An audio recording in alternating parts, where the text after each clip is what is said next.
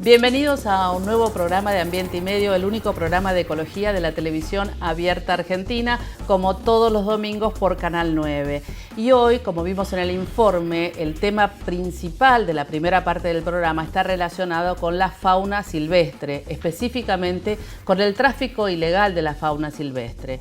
Hoy más que nunca, en pandemia o saliendo de la pandemia en otros países, tenemos que tomar conciencia de lo que no se debe hacer con la fauna silvestre. Para hablar del tráfico en general ilegal de fauna silvestre, convocamos a Matías Michienzi. Él es fiscal de la unidad, lo voy a leer exactamente para no equivocarme, la unidad fiscal especializada en materia ambiental de la ciudad de Buenos Aires, conocida como la UFEMA, que, como estábamos comentando hace un rato, recibe un montón de denuncias relacionadas con las cuestiones ambientales y de salud socioambiental. ¿Qué tal, Matías? Buenos días, ¿cómo estás? Hola, Bela, ¿cómo estás? Buenas tardes, muchas gracias por la invitación. Bueno, como vimos en el informe, hay datos relacionados a que el tráfico ilegal en general en el mundo está catalogado como el tercero más importante en relación a lo económico. Se habla de cifras alrededor de los 4.000 millones de dólares al año que está relacionado con el tráfico ilegal de fauna silvestre. Y en Argentina, según los datos que tengo, vos me los vas a corroborar o no, se están hablando de casi cerca de 200 millones de dólares en relación a este tráfico. ¿Es así? ¿Vos tenés algún otro dato para ofrecernos? En nuestro país, lamentablemente no hay estadísticas. ¿Sí? Desde hace muchos años, hay una ausencia clara. Este es un primer diagnóstico problemático que tenemos que asumir.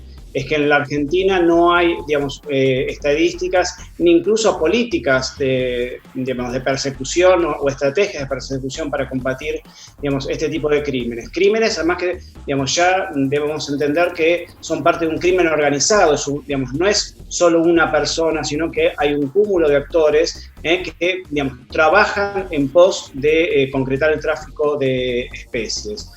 Por ejemplo, Interpol plantea que entre 7.000 y casi 20.000 millones al año, de millones de dólares al año, se circulan como producto de este tipo de crímenes internacionales.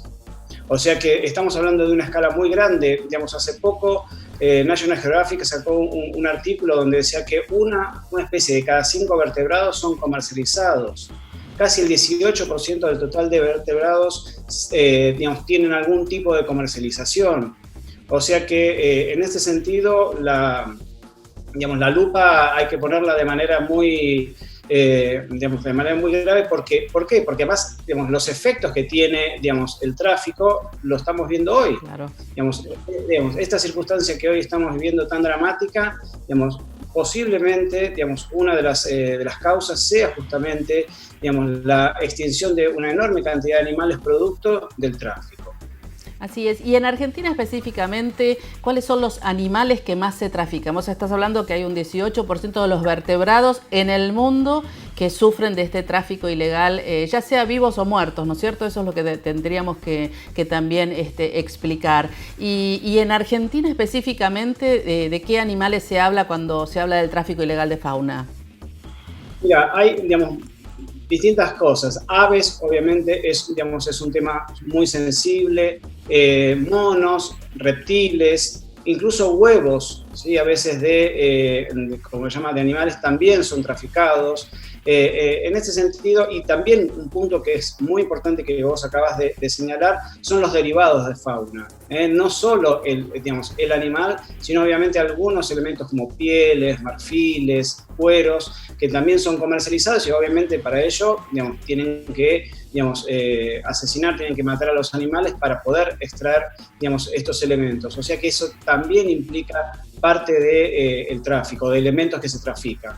Claro, hablaste hace un ratito de crimen organizado, digamos, no es una persona que va, caza algún pajarito, caza alguna ave y la vende en la ruta 14, como es lo que habitualmente los que hemos recorrido esa ruta lo vemos por ahí. Tiene que ver ya con una organización delictiva al nivel de otros tipos de organizaciones delictivas, como pueden ser armas, como puede ser droga, etcétera. ¿Cómo uno trabaja, como vos trabajás desde la Fiscalía, para romper este crimen? ¿Es posible? ¿Cómo se hace? Sí, obviamente que es posible. Lo que debemos primero tener conocimiento, que vos acabas de indicar, que el crimen organizado justamente tiene muchas partes, es decir, no es un solo actor, son muchos actores que trabajan, además, digamos, o que participan en el crimen organizado. Esencialmente, las mismas estructuras que, por ejemplo, se utilizan para el tráfico de drogas, también son utilizadas para el tráfico de especies, incluso en algunas oportunidades de algunos procedimientos se han encontrado que aquellas personas que trafican, digamos, droga, también trafican, digamos, especies silvestres o sus derivados. Entonces, en ese sentido, la estrategia debe ser pensada de manera más global. Obviamente, digamos, con las nuevas tecnologías siempre, digamos, el crimen organizado se especializa, se hace, como se llama, más difícil, digamos, poder digamos, perseguirlos, pero obviamente siempre hay mecanismos que, digamos, se pueden utilizar. Debemos señalar que a veces, lamentablemente, siempre vamos como un poco más atrás, ¿sí?, que el crimen organizado, pero en ese sentido, tanto la Oficina de Naciones Unidas digamos, contra la droga y el crimen, digamos, ellos también han de alguna manera hecho un esfuerzo, digamos, Interpol también hace esfuerzos, Interpol tiene programa LIF de tráfico de tala de tráfico de madera, tiene el programa Predator, también justamente contra el tráfico de especies silvestres. ¿Y qué se hace cuando uno incauta animales, en ese sentido, ya sea animales vivos o las piezas que ya no están vivas? ¿Cómo se actúa? ¿Dónde van a parar? Mira, en el caso del Ministerio Público, un poco para hablar algún ejemplo, digamos, personal donde yo puedo señalar, hicimos un convenio con Fundación Azara. Fundación Azara nos permitió, digamos, utilizar instalaciones que tienen en el Tigre para poder, digamos, en los casos de todo el trabajo de lo que era llamada la Feria Pompeya, es decir, el exterior, digamos, en vía pública, que se comercializaba aves, digamos, víboras, monos, toda una serie de vertebrados, también tortugas, bueno, todo lo que esencialmente se comercializaba en vía pública, allí los decomisábamos y, digamos, rescatábamos y lo trasladábamos hasta, digamos, este espacio a los efectos de, primero, hacer, digamos, el paso de cuarentena. Obviamente, en muchas ocasiones sabemos que, sobre todo las aves, cuando están, digamos, hacinadas en una jaula, son muchas aves en una jaula, se estresan y algunas de ellas mueren. Digamos, esto también es un tema también a tener en cuenta.